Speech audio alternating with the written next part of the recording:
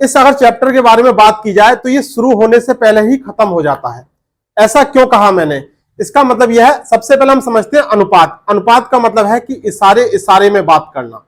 और जब हमने ये कह दिया कि इशारे इशारे में बात करना, तो इसका मतलब पूरा चैप्टर बस हमें इस एक लाइन में समाहित हो गया कि इशारे इशारे में बात करेंगे और पूरा चैप्टर को फिनिश कर देंगे। अब देखिए कैसे करेंगे इस पूरे चैप्टर को फिनिश। एक एक करके क्वेश्चन देखते हैं। ना कोई फार्मूला है, ना कोई यहां पर ट्रिक है। 2 या 3 लाइन में सिंपल तरीके से कैलकुलेशन से क्वेश्चन हल हो जाएंगे। देखिए पहला क्वेश्चन है 8:25 समानुपात 56 और x का मान पूछा गया है। अब देखिए याद क्या रखना है यहां पर इस क्वेश्चन के लिए, समानुपात 56 अनुपात x। बाहर बाहर वाली राशियों की गुणा की जाती है और अंदर अंदर वाली राशियों की गुणा की जाती है। तो कितना हो जाएगा? 8 गुणा x बराबर 25 गुणा 56। x बराबर क्या जाएगा? 25 गुणा 56 और डिवाइडेड बाई 8। 8 सत्ते 56 और 25 सत्ते 175। आंसर कौन सा हो जाएगा? Option B. बिल्कुल सिंपल तरीके से, एकदम से बेसिक से शुरुआत कर रहे हैं। एक एक करके सारे ही तरीके के प्रश्नों को देखेंगे जैसे कि आपको एग्जाम में देखने के लिए मिलते हैं। नेक्स्ट प्रश्न है, 2 संख्याएं हैं 4 और 28, इनका तृतीय अनुपात पूछा गया है। देखिए तृतीय अनुपात, थर्ड प्रोपोर्शन के लिए फार्मूला क्या होता है? b² a। ये फार्मूला नहीं है, ये a और b जो 2 संख्या दे रखी है, पहली संख्या को हमने a लिख लिया और दूसरी संख्या को हमने b लिख लिया। दूसरी संख्या का वर्ग करेंगे 28 का वर्ग और पहली संख्या से भाग कर देंगे 4। 28 का वर्ग कितना होता है? 784 और 4 से भाग करा कितना आ गया? 4 एकन 4, 3 बचा 38 हो गया, 4 9 36, 2 24 हो गया, 4 6 24, 196। समानुपात के इस प्रश्न में अगर पूछ रहा है कि क्या कि तृतीयानुपात बताओ, थर्ड प्रोपोर्शन बताओ, तो क्या काम करना है? जो 2 संख्याएं दे रखी होंगी दूसरी वाली संख्या का वर्ग कर देंगे और पहली वाली संख्या से भाग कर देंगे, तृतीयानुपात निकल कर आ जाएगा। आंसर क्या आ जाएगा? 196। किसी विद्यालय में 150 छात्र हैं, यदि लड़के और लड़कियों की संख्या का अनुपात 4:1 है, तो विद्यालय में लड़कों और लड़कियों की संख्या के बीच मध्यानुपात कितना होगा? देखिए अनुपात का मतलब मैंने बताया आपको क्या होता है कि अपनी बात को कह देना और सामने वाले को अगर वो जानता है अनुपात का मतलब तो समझ जाएगा, और नहीं जानता है तो इसका मतलब क्या हुआ कि इशारे इशारे में अपनी बात कहने देना। 150 छात्रों को 4:1 के अनुपात में बांटना क्या कहलाएगा? अनुपात कहलाएगा। बॉयज और गर्ल्स का अनुपात कितना दे रखा है? 4:1। जिसका भी हमें अनुपात निकालना है, अगर बॉयज का निकालना है तो उसका रेशियो ऊपर लिखेंगे और दोनों का योग नीचे, और टोटल जितने स्टूडेंट हैं उससे मल्टीप्लाई कर देंगे। कितना आ जाएगा? 40 तियां 120। 120 आ गए लड़के, तो लड़कियां कितने आएंगे? टोटल कितने हैं? 150, और 150 में से 120 घटा दिए तो 30 आ गई लड़कियां।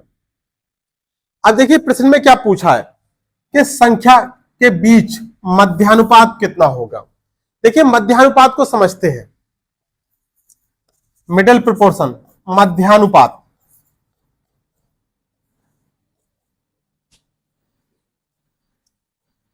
ए बी या बी ए, जो आपके पास 2 संख्या होंगी उनकी स्क्वायर रूट वैल्यू निकाल देंगे।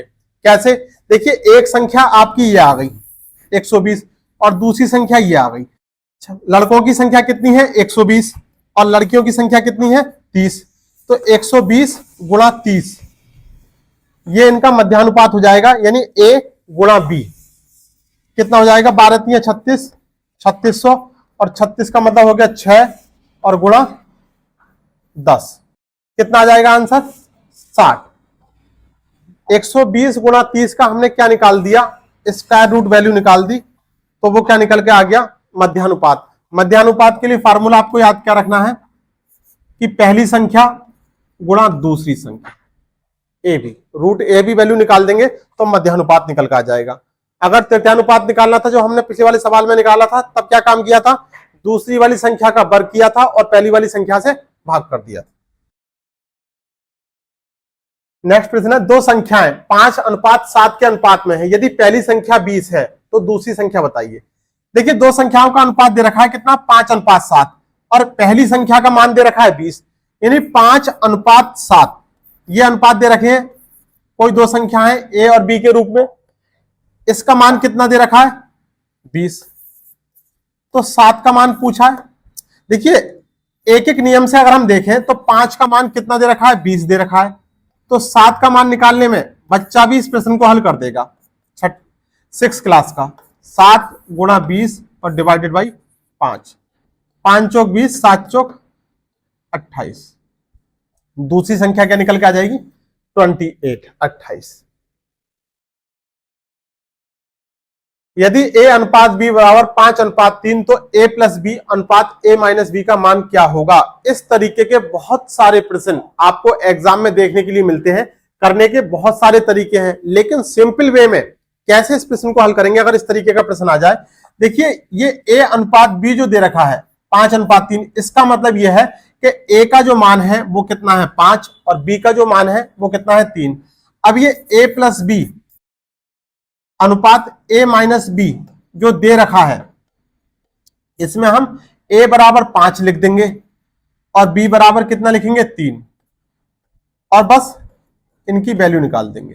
5 माइनस 3, 5 और 3 8 और 5 में से 3 गया 2, 8:2।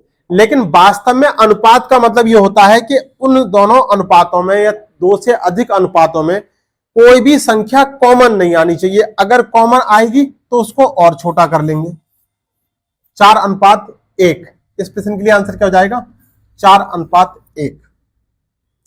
इस तरीके के किसी भी प्रश्न में आपको सीधे जो अनुपात की वैल्यू दे रखी होगी उसको सीधे पुट कर देंगे और सीधे ही आपको आंसर मिल जाएगा। नेक्स्ट प्रश्न है, ए अनुपात बी बराबर 5:3 तो 8a माइनस 5b अनुपात 8a प्लस 5b किसके बराबर होगा। देखिए ए का मान कितना है 5 और बी का मान कितना है 3। 8a minus 5b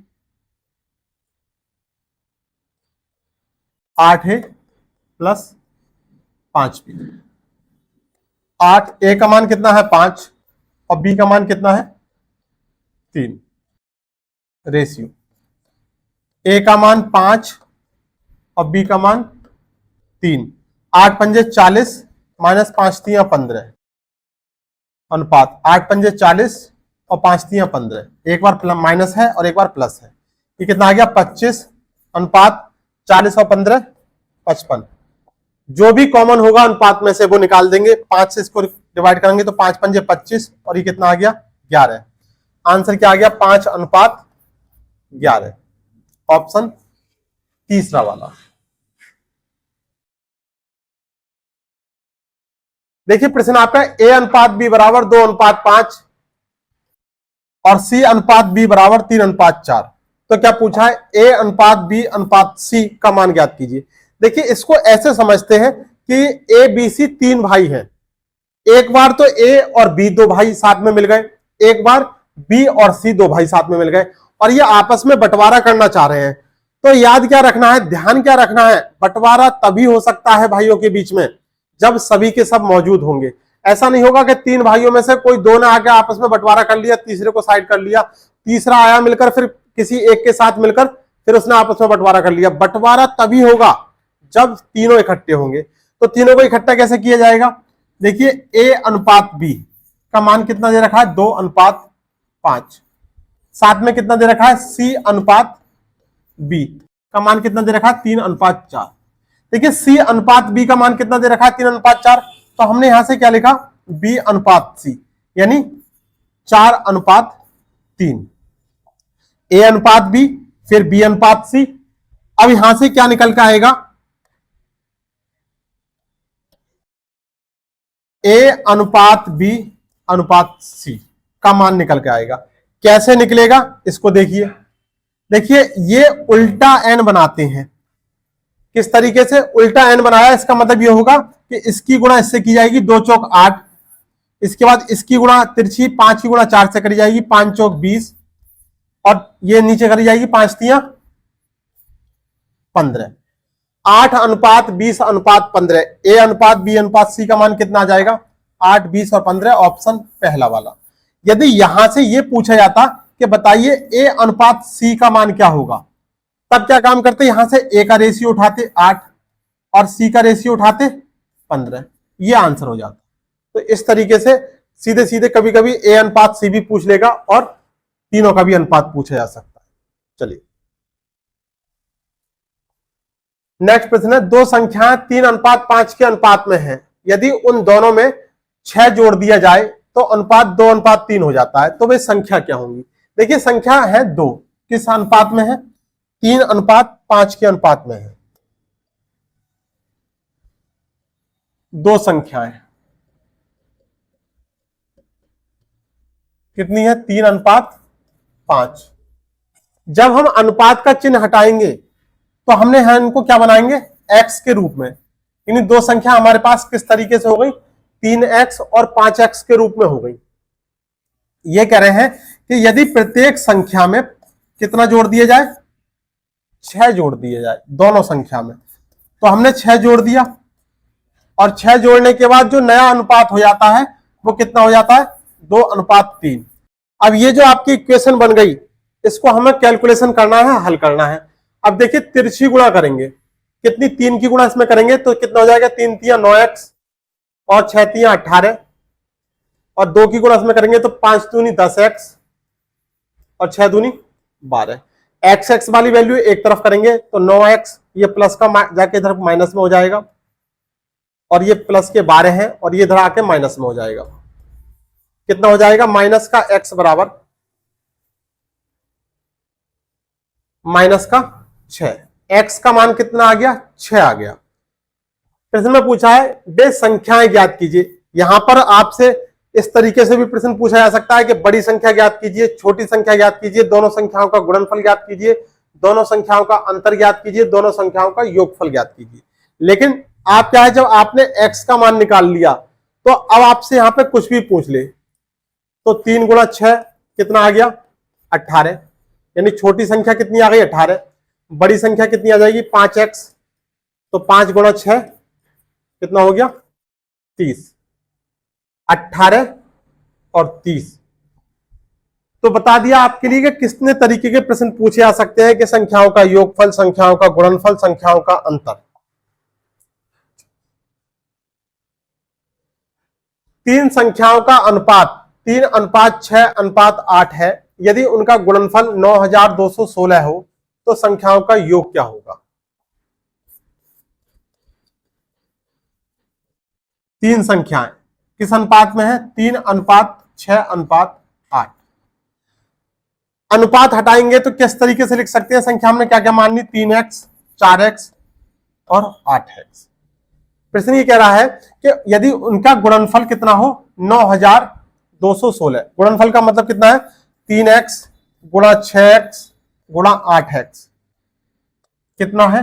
9216। तो क्या पूछा? तीनों संख्याओं का योगफल ज्ञात करना है। अब देखिए तीनों संख्याओं का योगफल कैसे ज्ञात करेंगे? यहां से हमें सबसे पहले x का मान निकालना है और x का मान निकालने के बाद इसमें हम वैल्यू रख देंगे। सबसे छोटी संख्या ये, उससे बड़ी संख्या ये, उससे बड़ी संख्या ये हो जाएगी। तो कितना आ जाएगा? यहां पे क्या करते हैं? x गुणा x बराबर 9, 2, 1, 6 और बराबर भाग कितना हो जाएगा? 3 गुणा 6 गुणा 8। देखिए 8 से इसको डिवाइड किया कितना बार जाएगा? 8 ही का 8, कितना बचा? 1। 12 हो गया, 8 ही का 8, 4 बचा, 8 पंजे 40, 1 बचा, 8 दूनी 16। अगर हमने 6 से इसको डिवाइड किया तो 6 का 6 कितना बचा? 5, 55 हो गया, 6 नम 54, 1 बचा और 6 दूनी 12। 3 से इसको डिवाइड किया कितना आ गया? 3 छंग 18, 1 बचा और 3 चौक 12। यानी x की पावर 3 बराबर कितना आ गया? 64। 64 कितने की क्यूब रूट वैल्यू होती है? 4। x का मान कितना आ गया? 4 आ गया। अब इस प्रश्न में क्या काम रह गया कि छोटी संख्या 3x, उससे बड़ी संख्या 6x और 8x। कितनी? 3x, 6x और 8x, इनका मान निकाल देंगे। 3 गुणा 4, 4 तियां 12, 6 गुणा 4, 6 चौक 24, और 8 गुणा 4, 8 चौक 32। कितना हो जाएगा? 4 और 4 8, 3 2 5 और 1 6। क्या आंसर आ जाएगा? 68, ऑप्शन चौथा वाला, फोर्थ। नेक्स्ट, एक स्कूल में लड़कों तथा लड़कियों का अनुपात 3:2 है। यदि 6 लड़कियां और आ जाएं तो अनुपात 6:5 हो जाता है। तो स्कूल में लड़कों की संख्या बताइए। देखिए, बॉयज और गर्ल्स का अनुपात कितना दे रखा है? 3:2। तो हमने कितनी कितनी मान ली है? यह हो गया 3x और यह हो गया 2x। अब कह रहे हैं कि इसमें 6 लड़कियां और आ जाएं, 6 लड़कियां। तो देखिए 3x divided by 2x plus 6, तो नया अनुपात कितना हो जाता है? 6:5। ये नया अनुपात बन गया। अब यहां से तिरछी मल्टीप्लाई कर देंगे तो 5 3 15x बराबर 6 दूनी 12x प्लस 6 6 36। ये इधर आ गया तो कितना बचा? 3x बराबर 36। x का मान कितना आ गया? 12 3 36, x का मान आ गया 12। तो स्कूल में लड़कों की संख्या पूछी गई है। किसकी? लड़कों की संख्या। देखिए लड़कों का अनुपात कितना है? 3x, तो 3x का मान पूछा गया है, तो 3 गुणा 12, 12 3 36। कमेंट सेक्शन में जाके लड़कियों की संख्या आप बताएंगे कि लड़कियों की संख्या वहां पर कितनी होगी।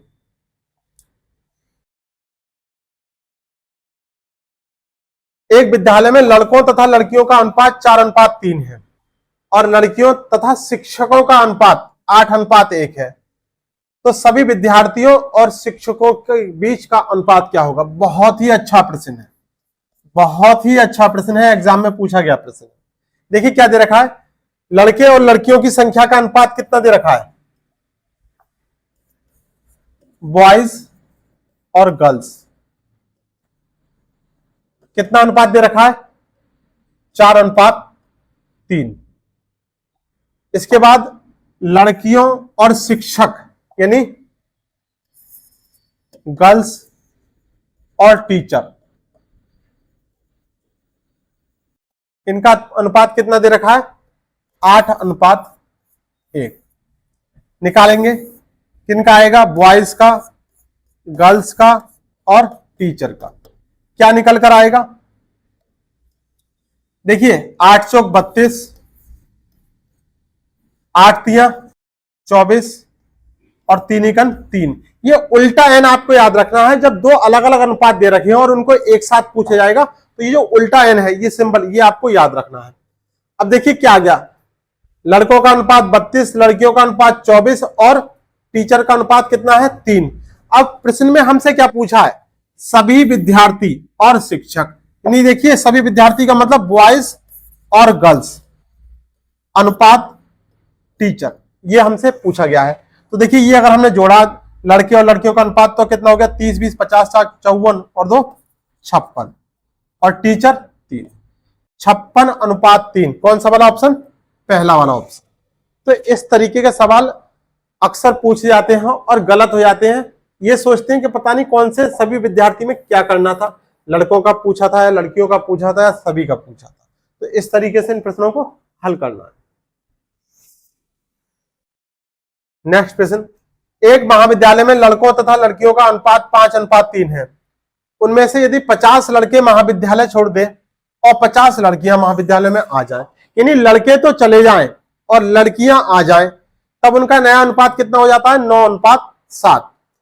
तो विद्यालय में लड़कों की संख्या पूछी गई है। देखिए यानी बॉयज रेशियो गर्ल्स, पहले कितना है? 5:3। अनुपात को हटाएंगे, x के रूप में मानेंगे तो 5x और 3x हो गया, 5x और 3x। ये कह रहे हैं 50 लड़के महाविद्यालय छोड़ दें, तो लड़के छोड़ेंगे तो माइनस कर दिया, और 50 लड़कियां महाविद्यालय में आ जाएं तो प्लस कर दिया, तब नया अनुपात जो है वो कितना हो जाता है, 9:7। 9:7 तिरछी मल्टीप्लाई कर देंगे, कितना हो जाएगा, 7 पंजे 35x माइनस 7 पंजे 35 350, 9 पंजे 45x प्लस 9 पंजे 45 450। ये इधर आएगा तो माइनस की वैल्यू हो जाएगी, तो माइनस का 10x हो जाएगा, और ये माइनस का इधर जाके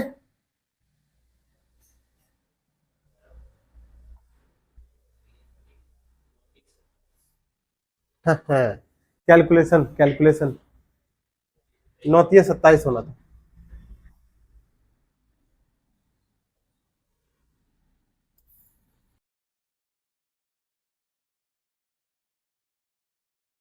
सात पंजे 35x माइनस 5 सत्ते 35 350, 9×27x प्लस 9 पंजे 45 450। देखिए 27 इधर आएगा तो कितना हो जाएगा, 3 और 5 और 3 8x, और ये माइनस का 350 इधर आके तो प्लस में बदल जाएगा, तो ये कितना हो जाएगा, टोटल वैल्यू निकल के आ जाएगी 8x बराबर, इनको जोड़ेंगे तो 800, तो x का मान यहां से निकल के कितना आ गया, 100। x बराबर कितना हो गया, 100।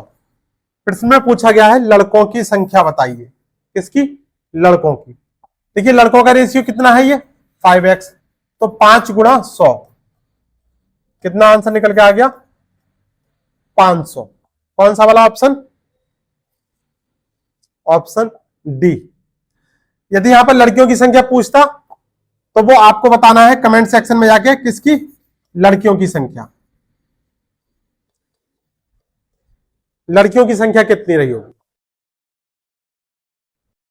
नेक्स्ट प्रश्न, ए अनुपात बी बराबर कितना दे रखा है, 2:5। ए अनुपात बी कितना, 2:5, बी अनुपात सी 4:7 और सी अनुपात डी कितना, 9:14। देखिए अभी पीछे एक प्रश्न में आपको समझाया था कि बंटवारा तभी हो सकता है जब सभी भाई इकट्ठे हो। यहां 2-2 के रूप में भाई इकट्ठे हैं, चारों भाइयों को इकट्ठे करने के लिए क्या काम करना पड़ेगा, ए अनुपात बी अनुपात सी अनुपात डी का मान निकालना होगा। कैसे निकालेंगे, देखिए ए का मान कैसे निकालेंगे, इनकी आपस में मल्टीप्लाई कर देंगे, 2 चौक 8 और 8 9 72, ये ए का रेशियो निकल कर आ गया। डी का कैसे निकलेगा, इनकी आपस में मल्टीप्लाई कर देंगे, 14 पंजे 70 और 7 सत्ते 49, कितना आ गया, 490, ये डी का रेशियो निकल कर आ गया। देखिए 5 चौक 20 और 20 नम 180, ये बी का रेशियो निकल कर आ गया। इसके बाद 5 सत्ते 35 और 35 नंबर कितना हो जाएगा, 35 ढाई 350, 35 नंबर 315, यानी ए अनुपात बी अनुपात सी अनुपात डी बराबर क्या हो जाएगा, 72 अनुपात 180 अनुपात 315 अनुपात 490। यानी इस तरीके की इमेज अगर आपको बनानी होगी, यदि आपसे इस तरीके का प्रश्न पूछा जाएगा तब। कौन सा वाला ऑप्शन है इसके लिए, ऑप्शन बी वाला। ए का धन बी के धन का 2/3 है और बी का धन सी के धन का 9/11 है, तो ए के धन से बी के धन का अनुपात बताइए। देखिए क्या है प्रश्न, ए का धन बी के धन का, ए का जो धन है वो बी के धन का 2/3 है, और बी का धन सी के धन का, जो बी का धन है वो सी के धन का कितना है, 9/11 है। तो ए के धन से सी के धन का अनुपात यानी ए अनुपात सी का मान निकालना। क्या काम करेंगे, देखिए सबसे पहले हम यहां से ए अनुपात बी का मान निकालेंगे। कैसे निकालेंगे, आ जाइए यहां पर।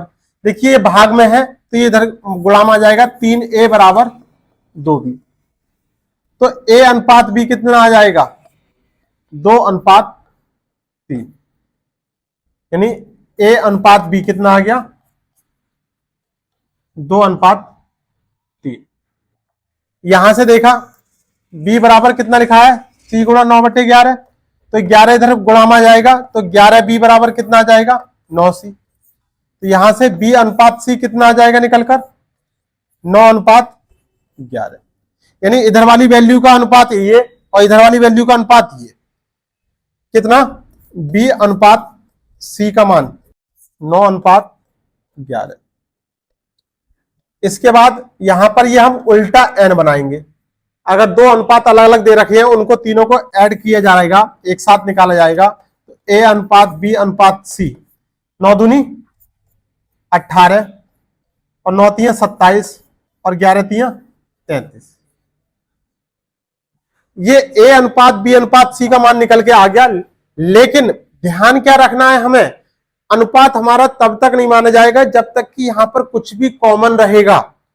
तो जो कॉमन होगा उसे हम कट कर देंगे, निकाल देंगे, कितना हो जाएगा, देखिए कौन सी 3 से कट जाएगा, 3 से इसको डिवाइड किया तो 3 छंग 18 और कितना 3 नम 27 और 3 से इसको करा तो 11, नहीं 6:9:11। आपसे पूछा है a का अनुपात यानी 6 और c का अनुपात यानी 11, 6:11 ऑप्शन तीसरा वाला। यदि 177 रुपए को 1/2, 2/3 और 4/5 के अनुपात में 3 भागों में विभाजित किए जाए तो बताएं दूसरा भाग क्या होगा। देखिए क्या क्या भाग दे रखे हैं, 1/2, 2/3 और 4/3 यानी 4/5। तो देखिए ये 3 मान है, पहला, दूसरा भाग और तीसरा भाग। इनका अनुपात निकालना है संख्यात्मक रूप में। तो कैसे निकालते हैं, जैसे पहला भाग का जो रेशियो आएगा वो किस तरीके से आएगा, दोनों भाग के हरों की आपस में मल्टीप्लाई करेंगे और पहले भाग के अंश से मल्टीप्लाई कर देंगे। जैसे 5 तिया 15 इकन 15, ये पहला भाग का अनुपात आ गया। दूसरे भाग के हर को छोड़ देंगे, अब दूसरा भाग निकालेंगे तो 5 दूनी 10 और 10 दूनी 20, ये दूसरे भाग का अनुपात आ गया। जब तीसरे भाग का अनुपात निकालेंगे तो तीसरे भाग के हर की वैल्यू छोड़ देंगे, 2 तिया 6 और 6 चौक 24, ये तीनों भाग का अनुपात आ गया। पूछा क्या है आपसे, दूसरे भाग का। तो देखिए दूसरे भाग का अनुपात अगर आपसे पूछा गया है, क्या भाग पूछा गया है, तो जिसका पूछा जाए वो वैल्यू ऊपर और तीनों का योग नीचे, कितना हो जाएगा योग, 24 20 44 और 15 59 और मल्टीप्लाई 177, 6 तिया 18, 59 तिया 177 और 20 तिया 60। दूसरे भाग का मान कितना आ जाएगा, 60 आ जाएगा। कमेंट सेक्शन में आप बताएंगे कि पहले भाग की राशि कितनी होगी, ये आपके लिए है। फटाफट से जाके कमेंट्स में बताएंगे कि इसका आंसर क्या आएगा। Very very most important question, बहुत आते हैं ऐसे प्रश्न। एक बैग में 4:2:5 के अनुपात में 1 रुपए 50 पैसे और 10 पैसे के रूप में 11 रुपए है। एक थैला है, एक बैग है जिसमें 11 रुपए हैं और 11 रुपए भी किस तरीके से हैं, 1 रुपए के सिक्के हैं, 50 पैसे के सिक्के हैं और 10 पैसे के सिक्के हैं। तो पूछ रहा है प्रश्न के 50 पैसे के सिक्कों की संख्या बताइए। देखिए कैसे करना है इस प्रश्न को, बहुत ही अच्छा प्रश्न है। फेस वैल्यू, यानी फेस वैल्यू से मतलब वो वैल्यू है जिससे हम पहचान करते हैं कि सिक्का या रुपए कितने का है। देखिए 1 रुपए और 50 पैसे और 10 पैसे, देखिए या तो सभी को रुपए में बना लें या सभी को पैसे में बना लें, तब ये क्वेश्चन बहुत आसान हो जाता है। तो देखिए 2 वैल्यू पैसे में दे रखी है और 1 वैल्यू रुपए में, तो 1 रुपए में कितने हो जाएंगे, 100 पैसे। हमने इसको पैसे में कन्वर्ट कर लिया। और दूसरा 50 पैसे और तीसरा 10 पैसे। यानी इस तरीके से हो गया कि जो है इनका अनुपात जो दे रखा है सिक्कों का या रुपयों का, 1 रुपए का, तो हमने 1 रुपए बराबर कितना मान लिया, 100 पैसे। 50 पैसे दे रखा है और 10 पैसे दे रखा है। इनका अनुपात, रेशियो, इनकी संख्याओं का अनुपात कितना है, 4:2:5। ये इनके किसका अनुपात है, संख्याओं का अनुपात। देखिए अनुपात की वैल्यू दे रखी है तो हम यहां से x लगा देंगे इनके साथ, तो अनुपात की वैल्यू खत्म हो जाएगी। अब क्या काम करना है, टोटल, टोटल कितने रुपए हैं, 11 रुपए है। कितने रुपए हैं? 11 रुपए है।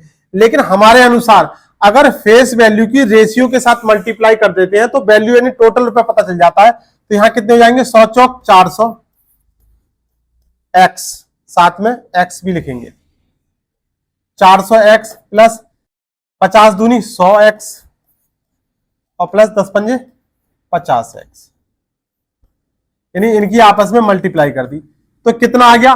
400, 500 और 550, 550 एक्स बराबर कितने रुपए? 11 रुपए।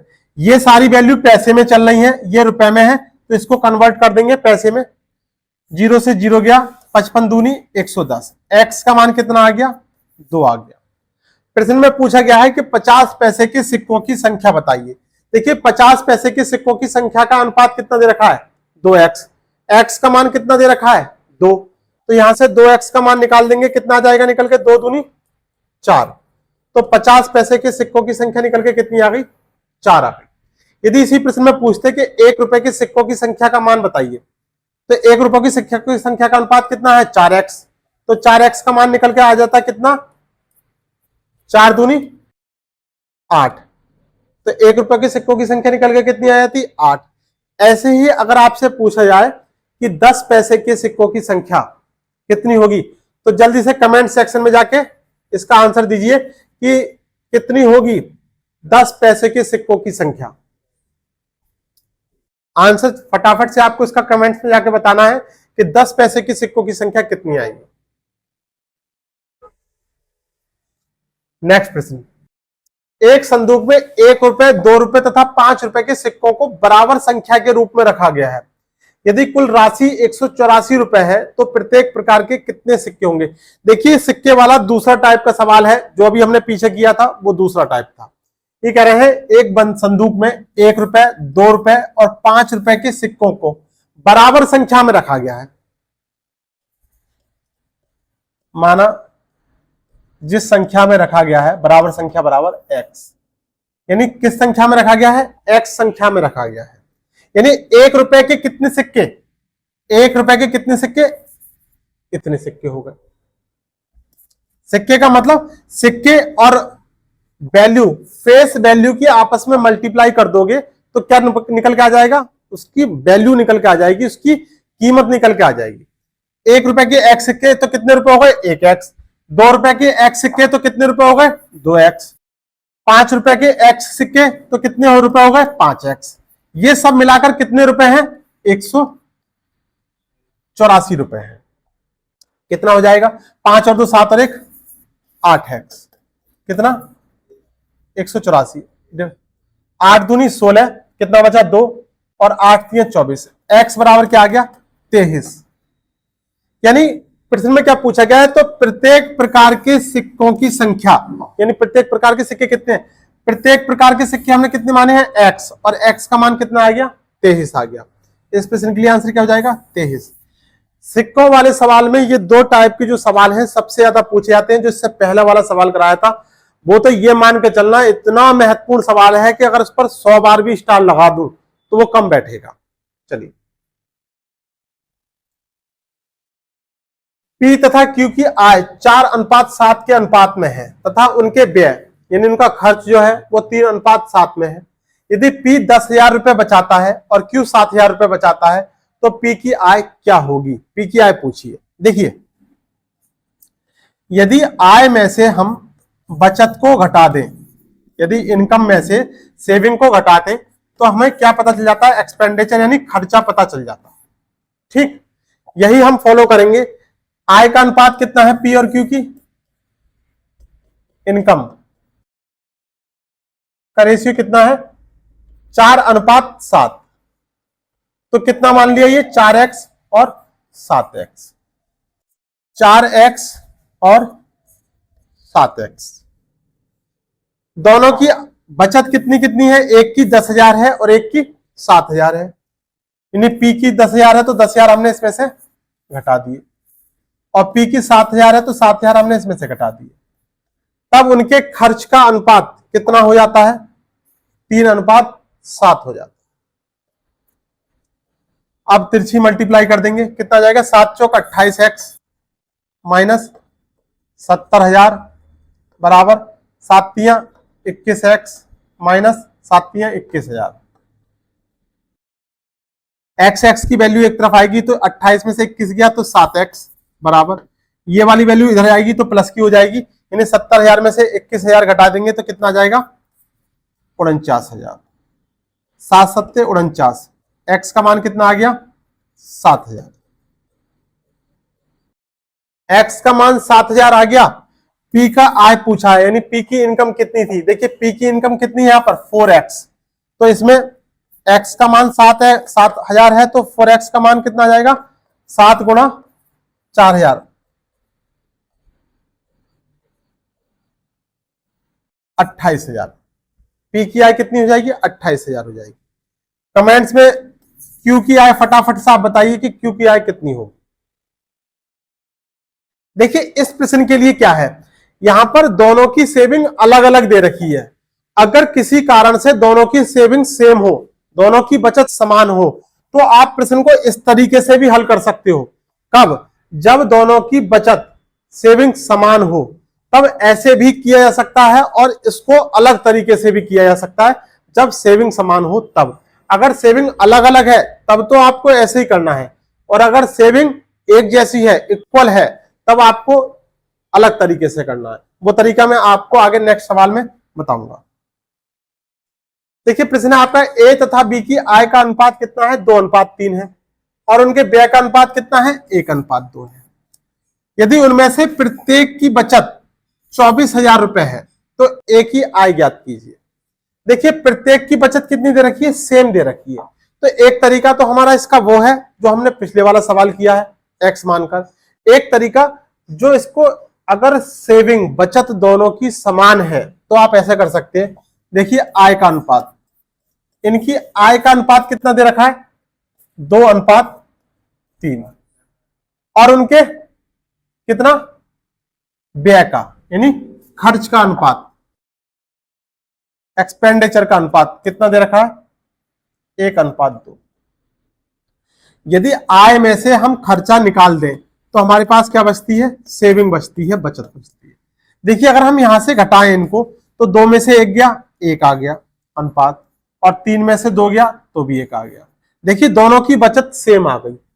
और यहां पे भी कह रहा है यदि उनमें से प्रत्येक की बचत 24,000 रुपए है, यानी इसकी भी 24,000, इसकी भी 24,000, यानी दोनों सेम है, तो इस एक का मान कितना है 24,000।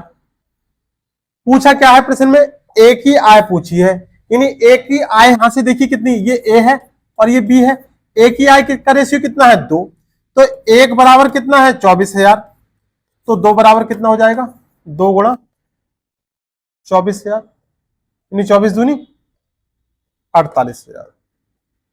Answer option D. अगर सेविंग जो बचत है दोनों की इक्वल है, समान है, तब उस कंडीशन में हम इस तरीके से सवाल को हल करेंगे। और अगर कंडीशन अलग है, सेविंग अलग अलग है, तो जैसा हमने पिछले वाला सवाल कराया था वैसे करना। एक मेले की प्रवेश टिकट के मूल्य में 9:13 के अनुपात में वृद्धि करने पर मेले में आने वाले लोगों की संख्या 7:4 के अनुपात में कम हो जाती है। कुल संकलन में किस अनुपात में वृद्धि या कमी हुई। Very very most important question, कई बार पूछा गया प्रश्न है। क्या है, एक मेले में प्रवेश टिकट के मूल्य में 9:13 के अनुपात में वृद्धि करने पर, यानी टिकट का मूल्य,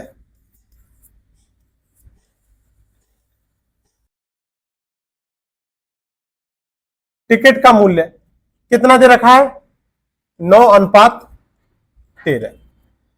तो पहले मूल्य कितना रहा होगा 9, बाद में कितना हो गया 13, 9x और 13x, अनुपात को हटाया x मान लिया। इसके बाद क्या कह रहे हैं यहां पर, मेले में आने वाले लोगों की संख्या, यानी लोगों की संख्या का अनुपात, लोगों की संख्या, अनुपात कितना दे रखा है 7:4। तो मान लीजिए पहले 7 लोग आते होंगे तो 7y, अनुपात को हटा दिया तो हमने y लिखना है, या x को छोड़ के कुछ भी लिख सकते हैं। तो पहले 7y लोग आते होंगे अब कितने लोग रह गए? 4 भाई। ठीक, अब प्रश्न में पूछा है कुल संकलन में किस अनुपात में वृद्धि होगी या कमी। देखिए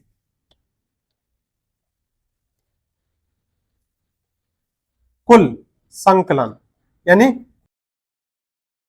वृद्धि या कमी, जो रुपए इकट्ठा होगा उसमें कमी होगी या वृद्धि होगी।